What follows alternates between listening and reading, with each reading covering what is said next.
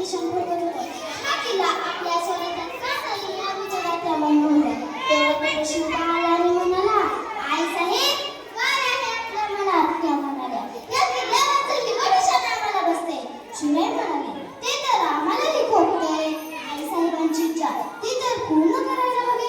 शिवरायांनी कोणाला भेट केला.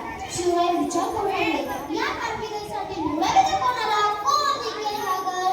तेवढ्यात त्यांच्या नजरेसमोर आला तो तानाजी मालुसरे. त्यांचा खेळ गरीब तानाजी एका पिंडाने भरदार होता. छाती तर फुजासारखी बुलंद होती. त्यावेळी तानाजी आपल्या मुलाच्या म्हणजेच रॅगाच्या लग्नाचे आमंत्रण दिलं. शिवराय मामाला सोबत घेऊन आला होता.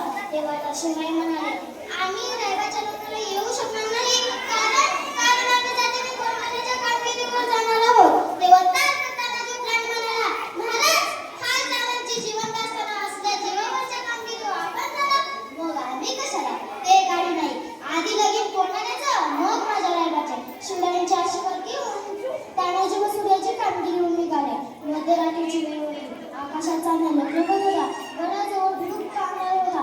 गडाजवळच्या एक अगदी जमा झाले आणि तेव्हा तानाजी म्हणाला, सूर्याजी तू 500 मावळे घेऊन कल्याण दरवाजा घाल. मी 300 मावळे घेऊन कड्याजवळून वर येतो. ते हो म्हणाले आणि आपापल्या वाटे निघाले. तानाजीने आपल्यासोबत एक घोरपड आणली होती. तिचं नाव होतं यशवंती. आपण तिला घालून उभ्या भिंतीला चिटकू शकतो. ते तानाजीने तिला दोरी बांधली आणि दिली कड्यावर फेको. पण घात झाला. ती 2 वेळा घोरपड खाली पडली. तानाजीला राग तो यशवंतीला म्हणाला, यशवंते तू जर आता खाली पडलीस तर तुझ्या खांडोळ्या करू. मग काय गंमत? घोरपड बसली की कड्यावर चिटकून. घोरपड बसली की कड्यावर चिटकून. मग काय तानाजी व त्यांचे मावळे पटापट गडावर चढले. पण काय मुलांना मावळ्यांची चाहूल लागली. ते तलवारी घेऊन मावळ्यांवर धावू लागले.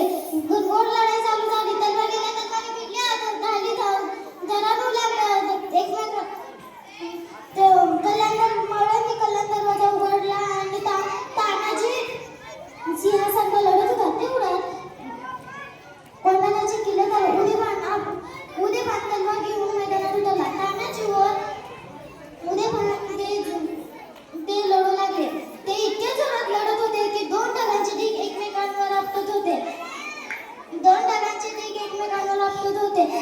उदयभानाचा एक घाव तानाजीच्या ढालीवर लागला. तो घाव इतका जबरदस्त होता की तानाजीची ढालच सुटली. मग काय?